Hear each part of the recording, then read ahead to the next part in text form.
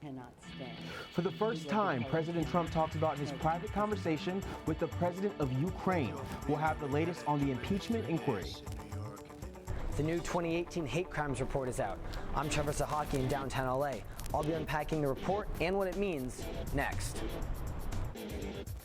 Senators rejected Trump's plan to divert military funding towards constructing a border wall. Annenberg TV is next. Live from USC, you're watching Annenberg TV News.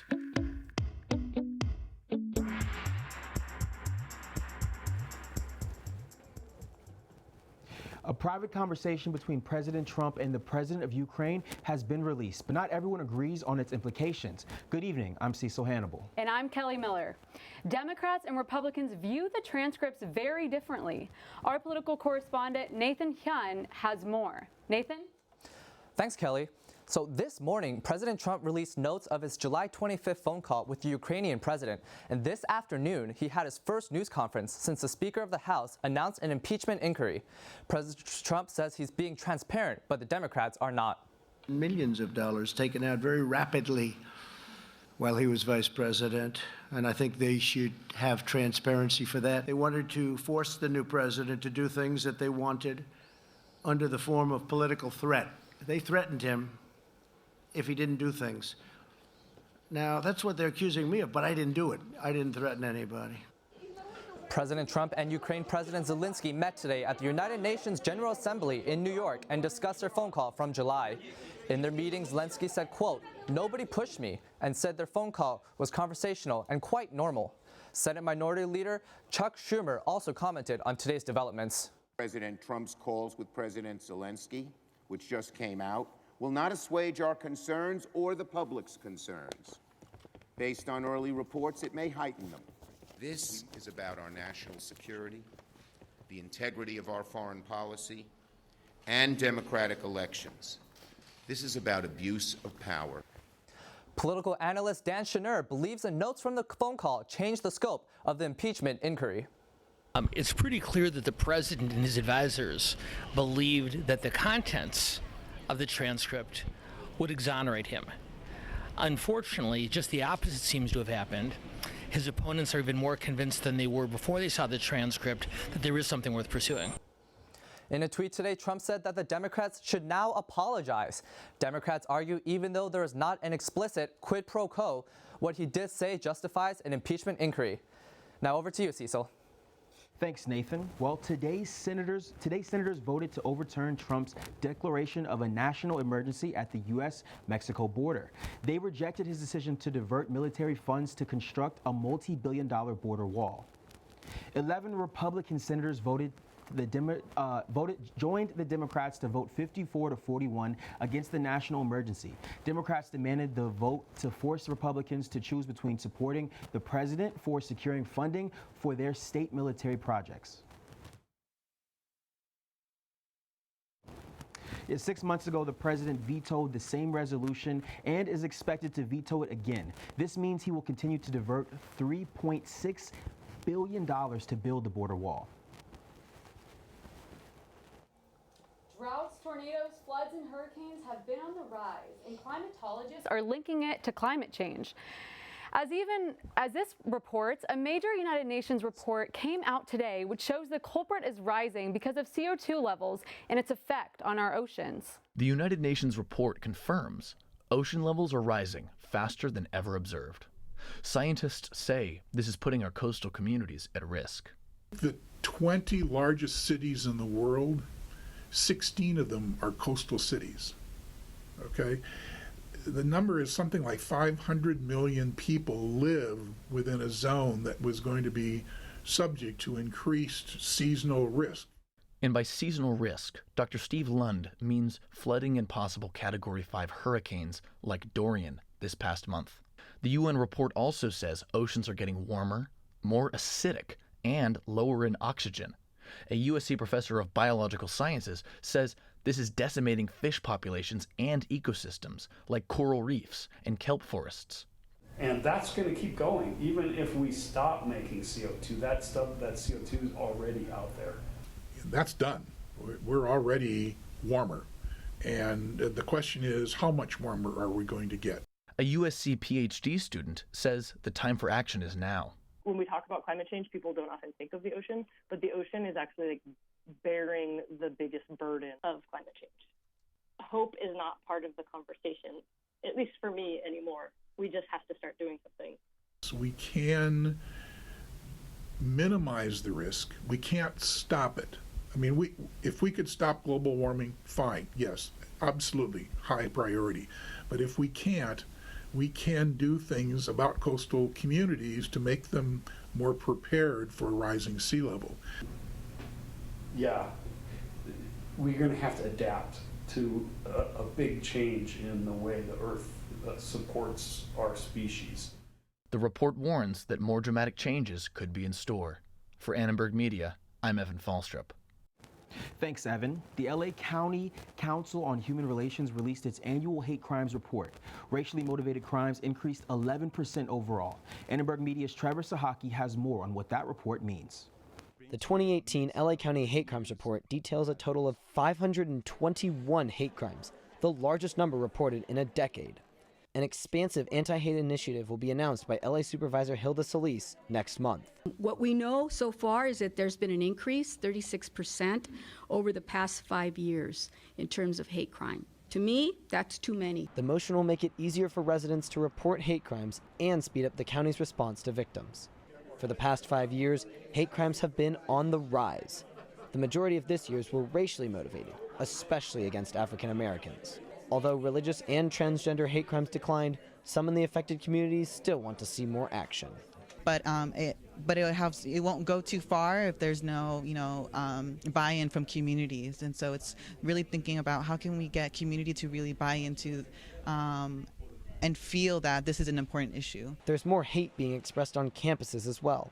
One of the ways we see hate manifesting in today's world is on campus, and specifically anti-Semitism and anti-Semitic acts are coming up on campus in ways we just had never experienced before. But some USC students do see potential in the school's ability to make change. Because the city itself is diverse. LA is one of the most diverse places. It's very stratified in its diversity. And I think as a campus, we have the ability to bring those groups together in a unique way. While the county is far from the number of hate crimes it used to have, there's still plenty of work to do. For Annenberg Media, I'm Trevor Sochocki. Thank you, Trevor. The homelessness problem has gotten so severe that an LA City Council member wants the governor to declare a state of emergency. We are proud of the work that the mayor and the city council is doing on solving homelessness and moving on key projects, but yet the bureaucracy gets in the way at all levels of government, and we need to call it like it is. I'm tired of politics being played here. We almost lost 1,000 people to homelessness in our streets in our county. He says if thousands lost their homes to an earthquake, the state would respond immediately and declare a state of emergency. The council member says the government needs to increase emergency housing and health care. The government is not the only one combating homelessness in LA. One former USC student is doing her part as well. USC alum Amelia Thomas wanted to start a business while also helping the most disenfranchised community in Los Angeles. Her new clothing line could do just that.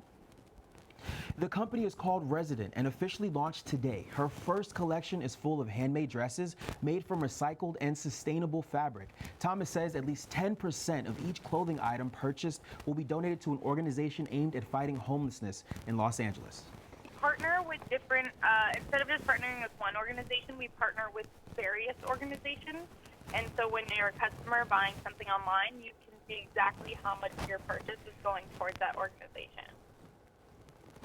You know, I would love to support, but I don't think they have dresses in my size, and I doubt Kellie wants to see me in a dress. But for those interested in supporting Resident, their website is now live at www.shopresident.com. Kellie?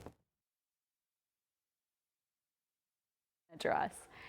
So now we have e-cigarettes. E-cigarette users might have a hard time finding their favorite vape flavor. The LA Board of Supervisors took the first step to ban flavored tobacco.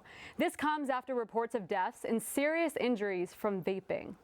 According to the Center for Disease Control and Prevention, there have been 7 deaths confirmed in 6 states, including Illinois, Oregon, and 2 in California. 530 cases of lung injury in 38 states, and of those cases, 67% are between the ages of 18 to 34. One USC student who used to vape says the ban might not solve the problem. I just don't know if like a prohibition basically is the most effective way to solve this issue, and people might start trying to make things at home and like doing DIY things, and like that's even more dangerous. So like I understand the reasons for the ban, like for the safety of everyone, and I kind of agree with trying to like look out for everyone's health. I just don't know if this is the best way to go about doing it. LA smoke shops are still selling flavored tobacco. If the bill passes, stores will lose sales from popular brands like Juul. The CEO, Kevin Burns, helped to make the company one of the most popular among teens. And now for Governor Newsom, who signed off on a funding satellite that tracks climate change. That's right, and owner of the now closed Rance's Pizza tells us why he wants $5 million from USC. Latinx students celebrate their cultural identity by sharing their artwork. Coming up next.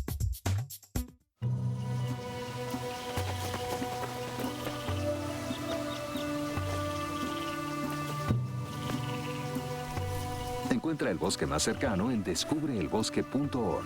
El bosque, más cerca de lo que crees. They call me Prince like I'm royalty or something. But the places I've lived ain't no palaces.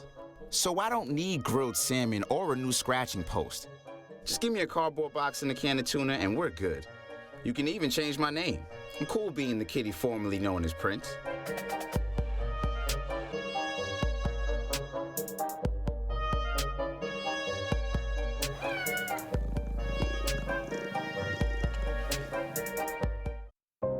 Here's to the things that can keep us safe. And now, those that we carry with us everywhere will bring us wireless emergency alerts. With the unique sound and vibration, you'll be in the know, wherever you are. Hey, Kevin, you thinking about retirement? I'd love to, but I'm pretty busy with all this. Yeah. Hey, let's meet our retirement coach, Avo.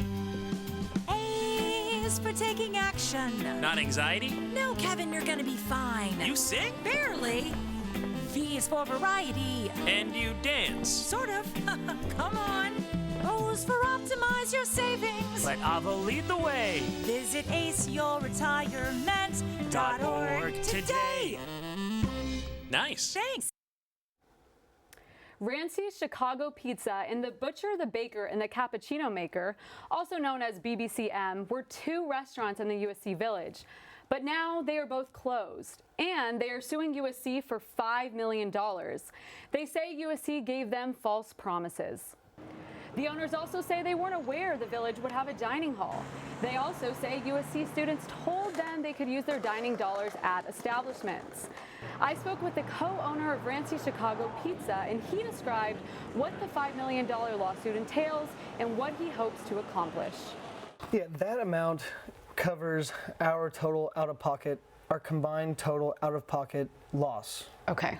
Counting the build-out and the losses sustained while operating. Since 2017? Yes, since December 1st, 2017. And based on what we're doing, it will change the attitude and the treatment of those tenants. So maybe they won't speak out, but maybe they'll get better treatment. And that would be good, because a lot of them are really good people that are struggling. And there's simple things that can be done that could help the community, that could help, the tenants, and help the students. And so, I'm hopeful for positive change. USC released a statement today about the lawsuit, saying the university believes the allegations that Rance's and BBCM have made in their lawsuit are inaccurate, and we will vigorously defend against them in court. I think that it's dishonest of USC to lie to the companies that we're planning on setting up here in the Village. I'm not surprised that certain restaurants or any other organizations aren't as successful as they thought they would be. Well, if you look at the other lawsuits that have been raised at USC, they close them pretty fast. And I mean beyond the USC Village. Tofani says he doesn't know how long it will take to resolve this dispute, but he says he remains hopeful about the outcome. Cecil, I go to the USC Village almost every single day, and I think having dining dollars would be pretty helpful, and I would probably spend a lot more than I do now. Kelly, all of my money goes to Kava. It's a shame. I've been to Kava. Kava, that's my place. That's my go-to place in the Village. And if I use dining dollars there, it would be so helpful. That's all I'm saying, you know. And also, did you know that Governor Newsom has plans of, you know, there's this new satellite possibly that could track climate change. Wow, a new satellite. New satellite. You know, but let's talk to our weather anchor, Ari Taylor, who has more on that and this week's forecast. Ari? Thanks so much, Cecil. Hot girl summer might be officially over, but y'all, it does not mean that we can't have a hot girl semester. So you already know the song of the day for today's vibe is Hot Girl Summer by Megan Thee Stallion, Ty Dolla $ign, and Nicki Minaj. So if you're taking a walk today, might as well put that on your iPhone and get going. But let's look at today's weather. Fall, where you at? 88 degrees. It's still nice outside, y'all. I don't know where fall is, but let's now look into tomorrow's weather. Is it going to be sweater weather? Y'all, let's be real here. It absolutely is not. It's going to be in the comfortable 80s in San Bernardino Valley area, Riverside area, and Palm Springs. Y'all already know it's not cooling down. It's 90 degrees. But let's head over to the coast. I must say, haven't been to the beach yet because #adulting, but nice comfortable 70s. Y'all, Malibu, where you at? Please, shout out to your girl. I want to go.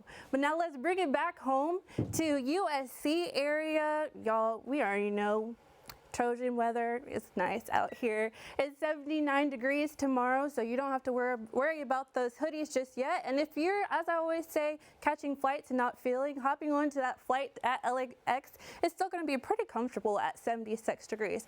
But now let's look for the rest of the week for our 5-day forecast.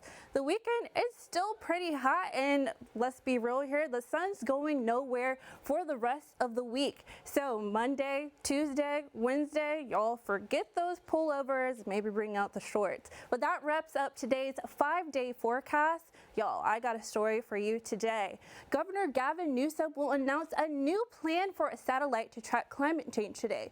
Bloomberg Philanthropies pledges to spend an undisclosed amount to help California use satellite data to track the emission of greenhouse gases. The California Air Resources Board Chair Mary Nichols stated that this technology gives an important set of new tools to monitor and cut greenhouse gas emissions. This funding will also allow Planet Labs to use both old and new satellites to measure global emissions and track California's progress in reaching its climate goals. I spoke to Gail Sinatra, a USC professor, about the impact of this new plan. The idea is to get better data, and obviously I think that's great.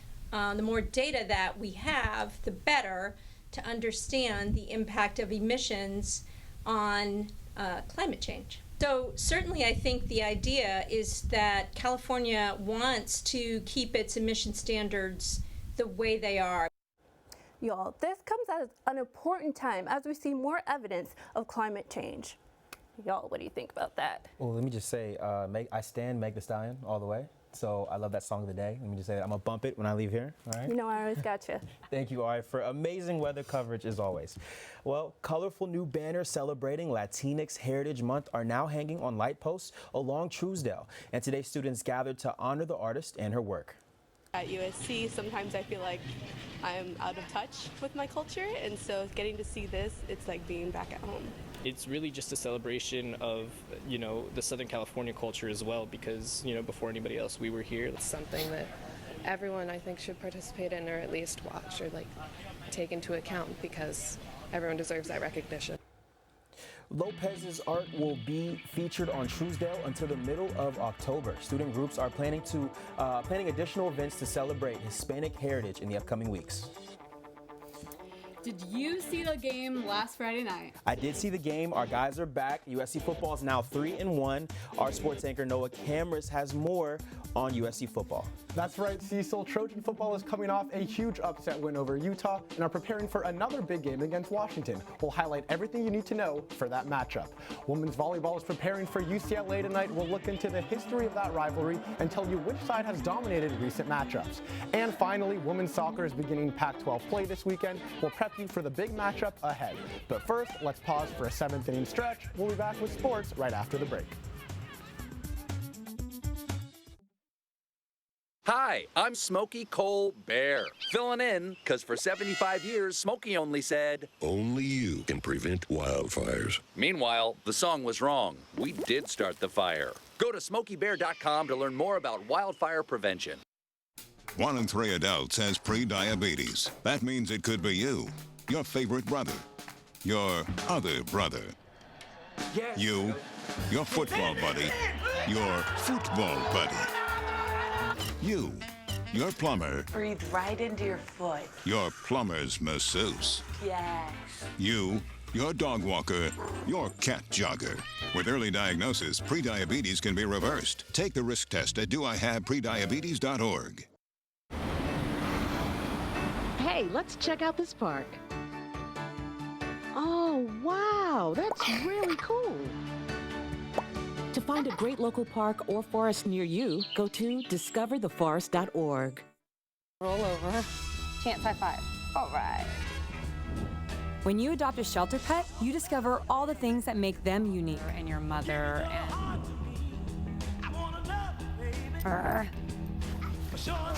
I am totally a hot person. Right, guys? Thanks for being honest. They're a little bit of a lot of things, but they're all pure love. Adopt pure love at theshelterpetproject.org. Welcome back to ATVN. The Trojans are back in the AP poll, sitting at 21st in the nation as they travel to Seattle to take on the 17th ranked Washington Huskies in a crucial battle of Pac-12 powerhouses. Quarterback Matt Fink has been the center of attention at Trojan practices as he is preparing for his first career start in college football. However, with our quarterbacks dropping like Aguilar's passes, Coach Helton has to decide if he wants to let Fink use his legs or if he's safer keeping him in the pocket. His ability to create is something that's important within this offense. You saw that, in a big touchdown to Annenberg, being able to escape the pocket, and he's a good quarterback throwing on the run, so we won't take that away from him. So Helton does not want to reel Fink in, but if Fink takes some big hits and is forced out of the game, then who do the Trojans turn to? Coach Harrell has been experimenting a little bit this week in practice. Tyler's a great athlete, and he can throw a football, so we've given him snaps, and I'd put Amon back. I mean, there's lots of things. I think you got to get creative in that situation. It will be very interesting to see what happens on game day with only one true quarterback on the roster. But that's enough for the offense. Let's send it over to Trevor Denton to hear about our defense. Trevor? Thanks, Noah. On defense, the Trojans have really embraced a bend but don't break mindset this season. Against Utah, the team gave up 247 rush yards, but they stayed in the game with a string of goal line stops. As part of this week's Trevor's Take, let's take a look at this play. It's third down, and the Trojans are backed up against their own end zone. It's looking like a touchdown, but Isaiah Palomau gets into the backfield, wraps him up with a figure-4 leg lock. Shout out to Ric Flair to bring him down, and the Trojans force a very, very pivotal field goal. And they made stops like this time and time against Utah, including a block kick and a fumble recovery. Now they face another elite offense in number 17 Washington, so we'll see if this very clutch style of desperate play is sustainable against another tough opponent. Washington will be a major test for USC's pass defense. The Huskies have an NFL caliber quarterback in Jacob Eason. We've seen what he can do this year. So the secondary's health will really be something to keep an eye on. Yeah, I mean, we'll have to see what happens. Hopefully that secondary will be able to reel Eason in. But it's time for our predictions. So, Trevor, who do you got winning this game?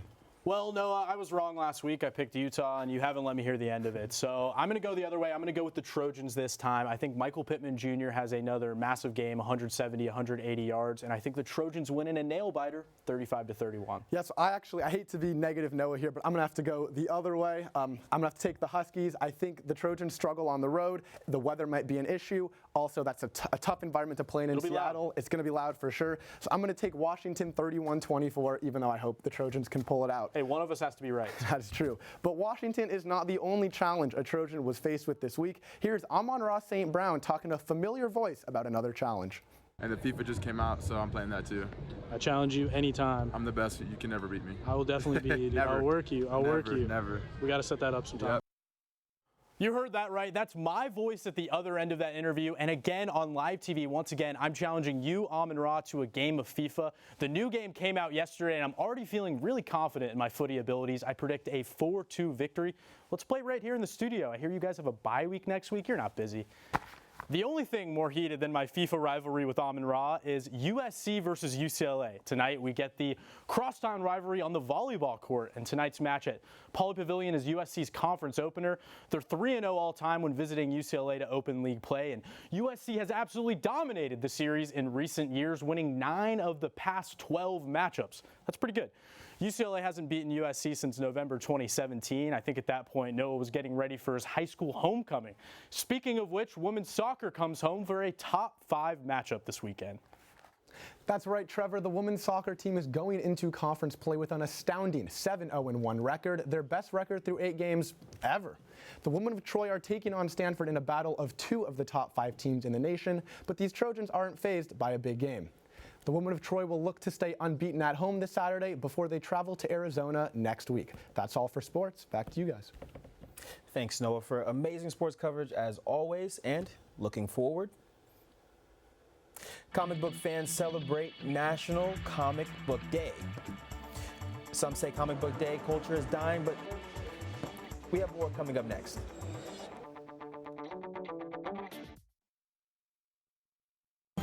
Meet the scan, a simple procedure whose mission is to detect lung cancer early.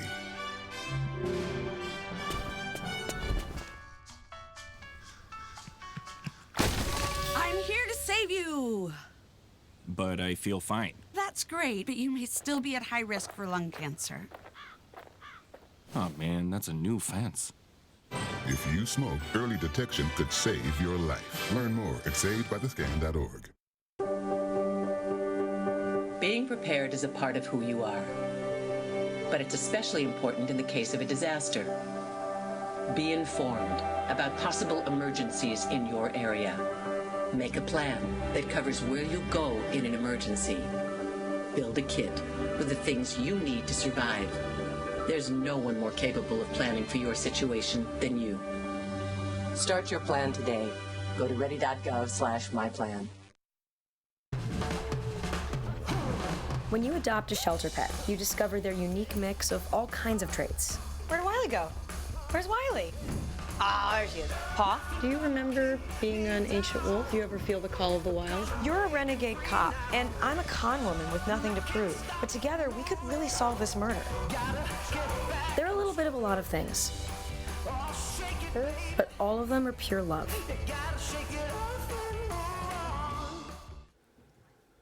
Happy National Comic Book Day. Local businesses and campus organizations are celebrating this day of storytelling and superheroes. It's never been a better time to be a comic book nerd. I was a little nervous coming to college because, I think everybody's going to be so cool and I'm into comics and all that stuff, but it was awesome finding even on, college campus here at USC, there's a bunch of other people that love the same things as me, which I think extends to not just comics, but, anything you love. Comic books, as an art form has really helped, bring it to the forefront.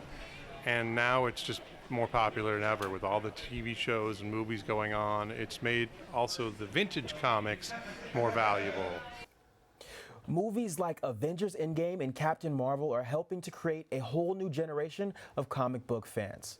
Listen, guys, I love Spider-Man, right? I wish I could be him, honestly. If I get bit by a spider and shoot some webs, that is my dream, honestly.